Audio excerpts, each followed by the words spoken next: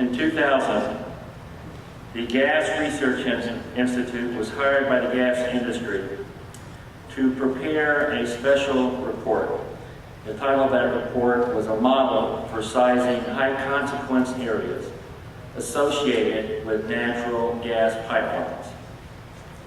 In that particular report, they detail essentially the thermal blast radius that extends from the epicenter of gas pipelines based on the diameter of that pipe.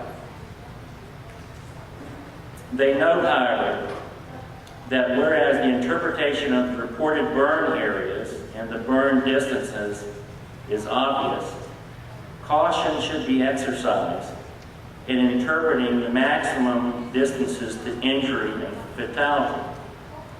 The reason is, given that most of the incidents to date occurred in sparsely populated areas, the reported injury and fatality offsets are more indicative of where people happen to be at the time of failure, rather than being representative of the actual maximum possible distances to injury or fatality for the incident in question.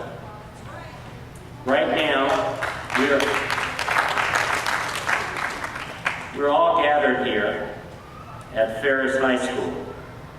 The planned proposal for the pipeline route by Spectra is to run directly behind here.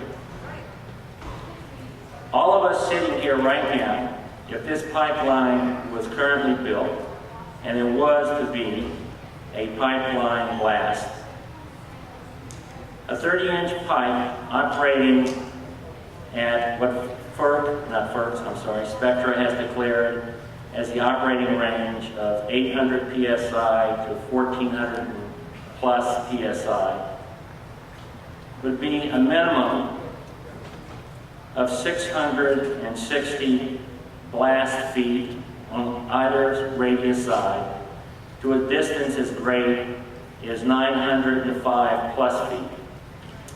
In actuality, when you look at the reports from this study,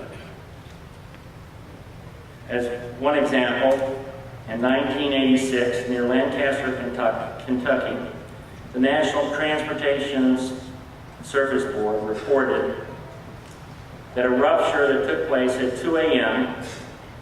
on February 21st due to ignition failure, that the actual burned area was 900 feet by 1,000 feet.